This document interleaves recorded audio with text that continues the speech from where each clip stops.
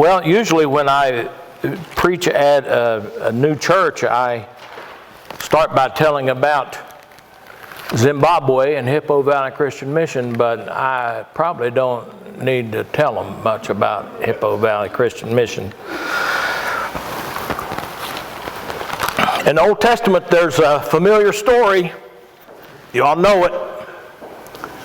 God called Moses, said, Moses, I want you to go back to Egypt, and I want you to tell Pharaoh to let my people go out of slavery. Well, Moses didn't want to do that, but God talked him into it. And finally, Moses did. He went and he got an audience with Pharaoh, and he said, Pharaoh, I would like for you to let the Israelites go out into the desert for 3 days. We're going to go out there, we're going to worship our God, but let us go for 3 days. And Pharaoh said, is it because you don't have enough work to do that you need to go out into the desert for 3 days? You people are just lazy. And Pharaoh said, I'll tell you what. We'll let you get your own straw to make your bricks with from now on. We have been providing you with straw, but now you're going to have to get your own straw, and you're going to have to make the same total bricks. The tally cannot decline. And so the people had more work than they did before. And you know what they did?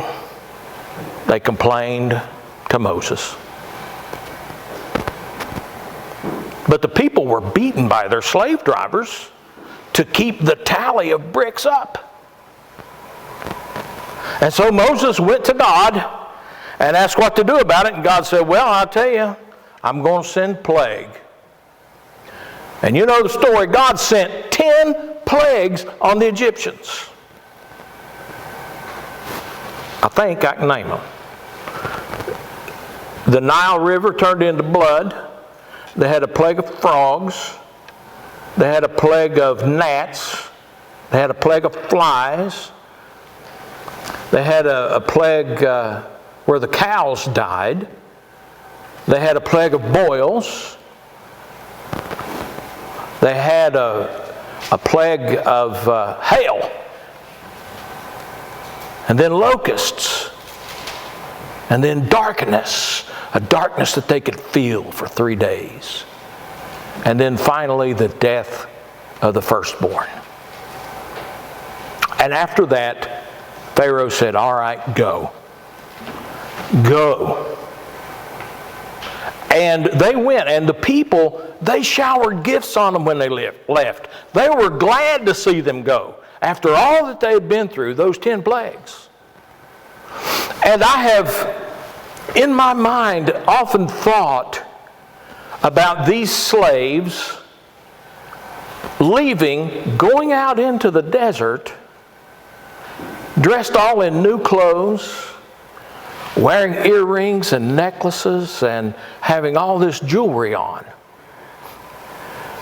But there they go out into the desert. They're being led by a pillar of clouds during the day and a pillar of fire by night. The very presence of God is leading them out. And God leads them down to the Red Sea. And it was about that time that Pharaoh said, we can't let these people go. And he got all of his chariots and all of his horsemen to go after the Israelites.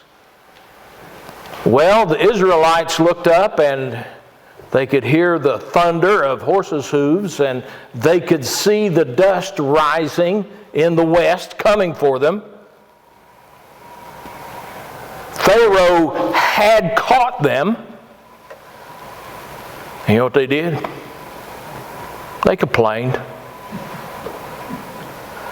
They said to Moses, they said, were there not enough graves in Egypt that we have to come out here and die in the desert? It would have been better if we would have stayed and been slaves in Egypt than to die here in the desert. Well, Moses talks to God about it. And God says, well, I'll tell you what to do. Take your staff, touch the water with it. And Moses did. And it said that God sent an east wind that blew all night long. And that God interposed that pillar of fire between Pharaoh's army and the nation of Israel. And by the next morning, they were able to walk through on dry ground. And when Pharaoh's army tried it, they were drowned in the sea. And so God continued to lead them in the desert, leading them toward Mount Sinai. Well, they get to a certain place, and there's no water. You know what the people do? They start to complain. Moses, did you bring us out here into this desert to starve to death? To thirst, die of thirst? There's no water. Well, Moses, he talks to God about it. God says, Moses, go out in front of your people, gather the elders, go out in front of the people, and strike the rock, and water will come out. And that's what happened. He struck the rock, and water came out. Well, about 2 months into all this, their food started to run out. So you know what they did? They complained. Moses, we remember when we were in Egypt. We remember the pots of food that we sat around. We remember the onions and the leeks and the melons and the cucumbers. All of that food we had. Oh, we had it so good when we were in Egypt. Now we're out here in the desert, starving to death. All right, Moses talks to God about it. And God says, all right, I'll feed them. That night, quail came into the camp. And they all had quail. The next morning when they got up, it was like there was a frost on the ground. And when the dew had gone, they had this manna on the ground. They looked at it and they said, what is it? They didn't know. Actually, manna sounds like the Hebrew for what is it. And so manna is what is it? But it was manna, and God provided it for them, and it was a blessing to them. And so God is taking care of them, their every need in the desert. Well, they get to Mount Sinai, where God is going to give them the law and give them instructions on how He is to be worshiped and instructions on how to build the tabernacle. And Moses goes up on the mountain and he stays up there for 40 days. You know what people did? They started to complain. This Moses guy, I don't know about him. He brought us out here in the desert. He went up on the mountain. We don't know what's happened to him. And so they go to Aaron, Moses' brother, his right-hand man. Says, Aaron, we don't know what's happened to him. But what we'd like for you to do is to make a god for us to lead us back to Egypt. Aaron said, all right, give me those earrings. And so they all contributed their gold earrings. And he melted them down, and he cast this golden calf and worked it with tools. And he made this golden calf. And they built an altar in front of it. And the next morning they got up early and they offered sacrifices. It's about that time that God sent Moses back down, carrying the 10 Commandments. The first of which is, you shall have no other gods before me. And the second is, you shall not make any graven image. They had broken the law, and Moses broke the law. Well, as punishment, Moses ground that golden calf into powder and put it into the water, and the people had to drink it. But they spent a year there at Sinai, doing what God had commanded. They built the tabernacle. They got all the clothes for the priests. They got all the implements of worship made there at Mount Sinai. And then they headed toward the Promised Land. And they got into the desert right on the edge of the Promised Land, ready to take the land. And God said, Moses, I want you to send out some spies. Get one from each tribe, 12 of them. Send them up into the land. Have them check it out. And so Moses does. He gets these 12 spies. He sends them out. They're gone for 40 days. And when they come back, they say, man, this truly is a land flowing with milk and honey. You weren't lying about that. The land that we passed through is wonderful. And they brought back one bunch of grapes that it took 2 people to carry, just to show the produce of the land. But there was a big but coming. They said, but the land devours those who live in it, and there is no way we can go up and take that land. The people are big, the cities are big, the cities have walls around them. There's no way we can go up there and conquer that land. There's 2 of the spies, Joshua and Caleb, said, no, we can do this. We need to go up there. If God's with us, there's nothing can stand in our way. But the other 10 insisted, no, we can't take it. There's giants in the land. We look like grasshoppers in their eyes. And all that night, it says the people grumbled and complained in front of their tents. Why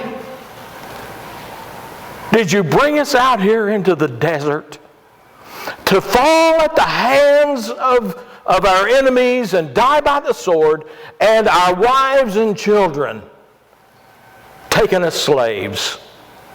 Why, it would have been better if we had died in the desert, Moses. Why in the world did you do that? But Joshua and Caleb says, yes, if we don't lose faith, we can go up and take that land. Moses prayed. Moses talked to God. God was really angry this time. And God decided that, yeah, He would bring the nation of Israel into the Promised Land, but it wouldn't be this generation. The ones that were grumbling and complaining. Wouldn't be this generation. They're going to wander in the desert for 40 years. 1 year for every day that the spies were gone. They're going to wander into the desert, and everyone in this generation, 20 years old and up, are going to die. They will not go into the Promised Land. And so they wandered in the desert. And while wandering in the desert, the people got tired of the manna. Manna, manna, manna, they said. It seems like all we ever get to eat is this manna. We want meat to eat. Complaining. Manna, manna, manna. So, Moses goes talk to God about it. God says, all right, Moses, give him meat. Moses said, I can't give him meat. Whole herds were slaughtered. I couldn't feed these people. And so God told Moses, he said, all right, you tell those people to get ready. Because they're going to eat meat. And they'll not eat it just for one day, or 2 days, or a week, or 2 weeks. They are going to eat meat for a whole month. They are going to eat meat until it comes out of their nostrils. They're going to be sick of it. And that night, God caused the east wind to blow, and quail flew into the camp 3 feet high for miles around. And people went out and they gathered up these quail and were eating the quail, and you know what? They got sick. They got sick.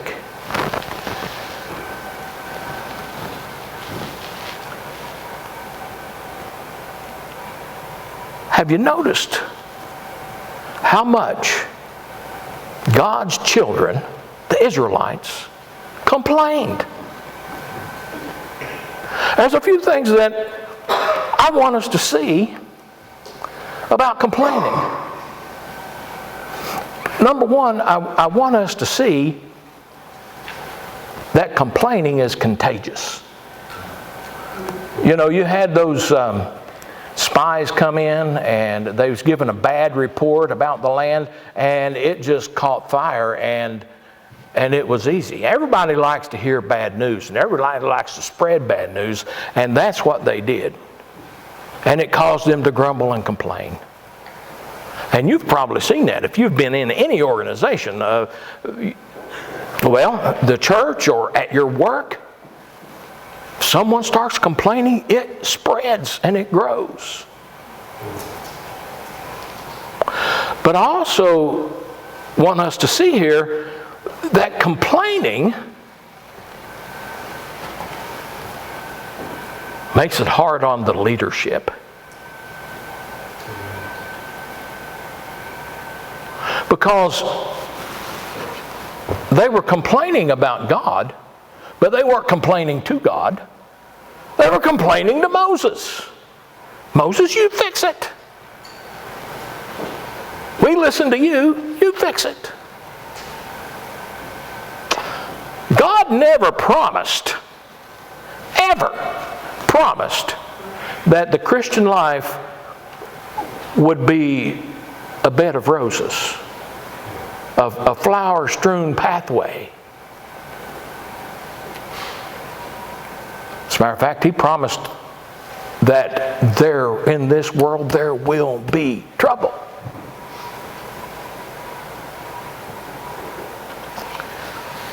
So it's contagious and it causes trouble for the leadership.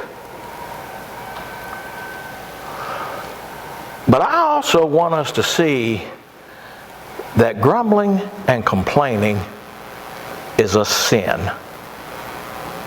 It's a sin. Turn with me to Philippians chapter 2.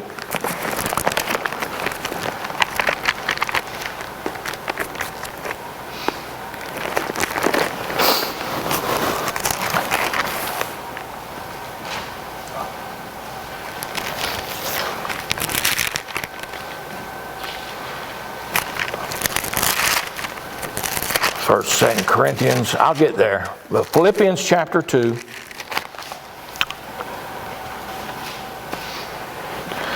And just to give you a little background of what we're going into here, this epistle of Philippians is Paul's writing to the church at Philippi. And a lot of Paul's letters, he scolds the churches he writes to, but it's not that way with the epistle to the Philippians.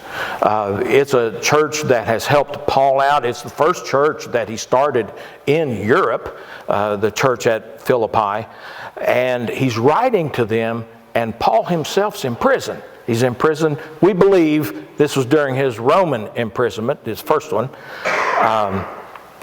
And he has just told in Philippians chapter 2 how that our attitude ought to be the same as that of Christ Jesus, who didn't consider equality with God something to be used to his advantage or held on to, but he emptied himself and he became one of us. And in Philippians chapter 2, verse 14, he says this: do everything without complaining and arguing. Do everything without complaining and arguing.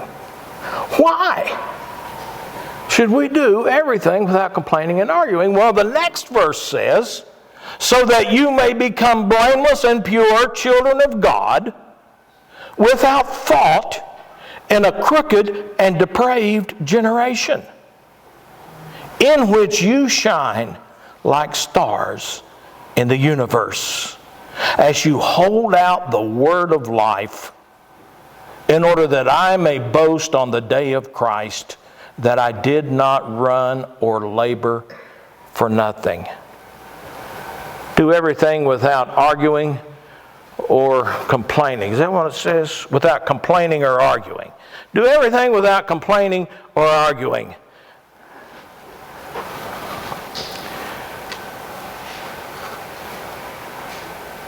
I got up this morning and I just scrolled through Facebook. You want to talk about complaining? People complain on Facebook. You want to talk about arguing? People get in some real arguments on Facebook. Julia and I are in these Facebook groups, Christian Churches, Churches of Christ. And they're always arguing over just minutia in there. I don't ever get into it, but I do read it. Well, we need to do everything without arguing or complaining. It says, why? So that we can become blameless in this world that we live in, and so that we can shine like stars in this world that we live in.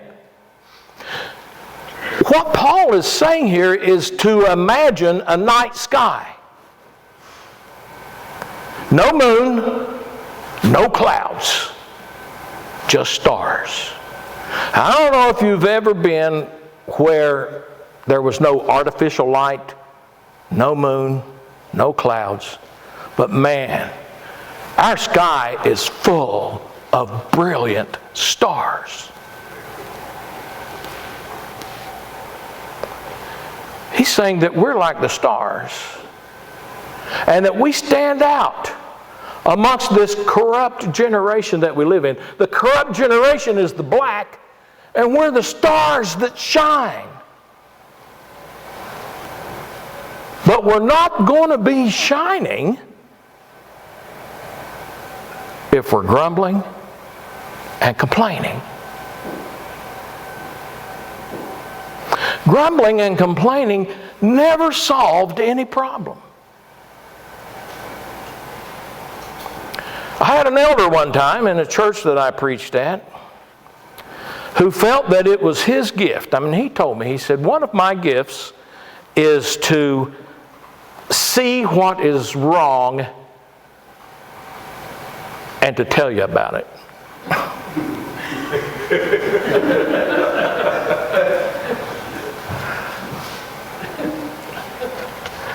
I don't know why God didn't give him with the ability to see what is wrong and do something about it, or to see what is wrong and come up with an idea to change it.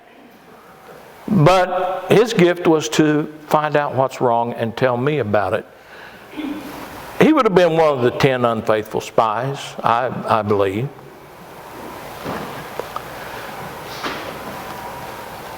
grumbling,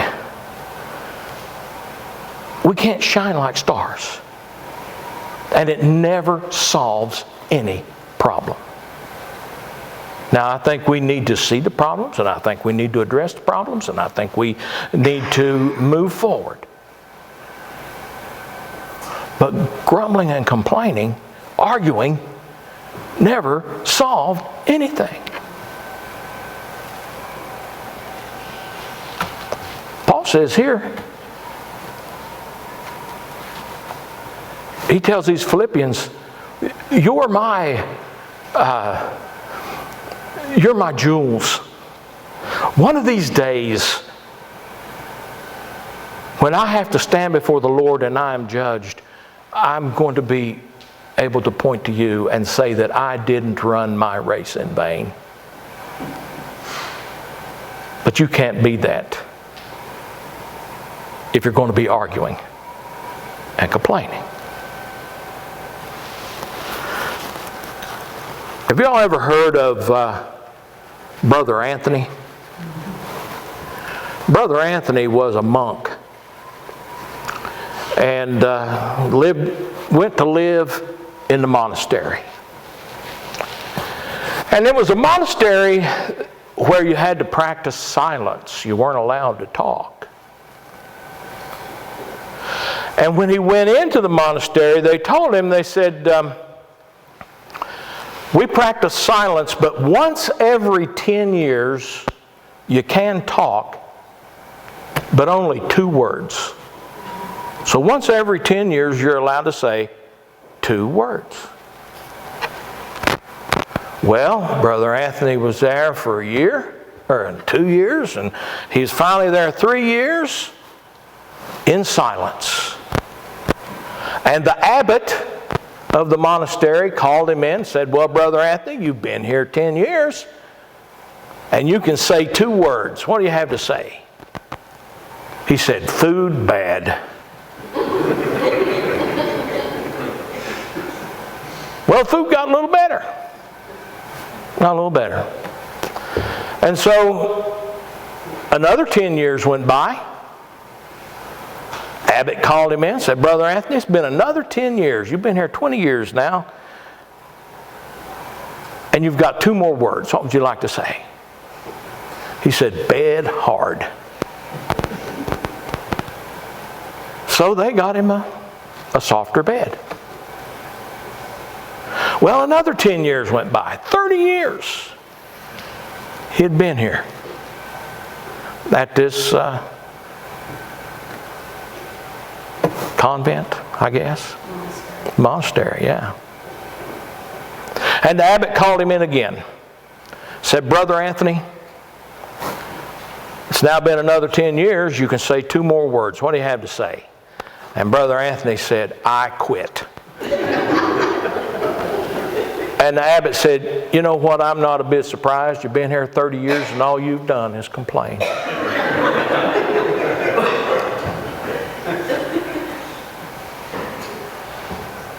Let's not be like Brother Anthony.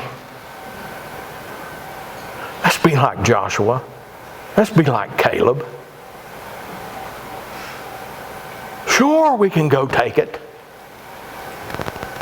The Lord is on our side.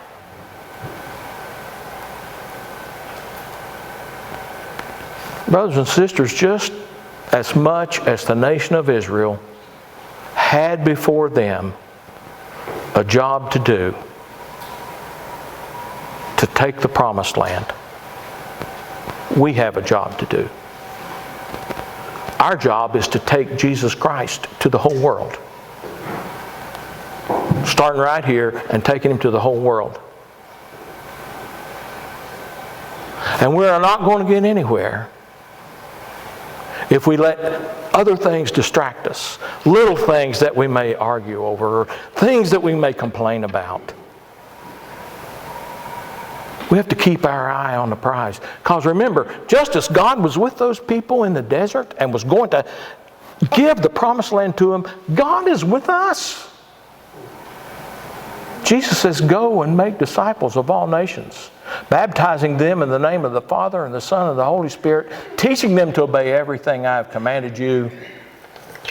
And Jesus said, I will be with you to the very end of the age. We're going to sing our invitation hymn right now, and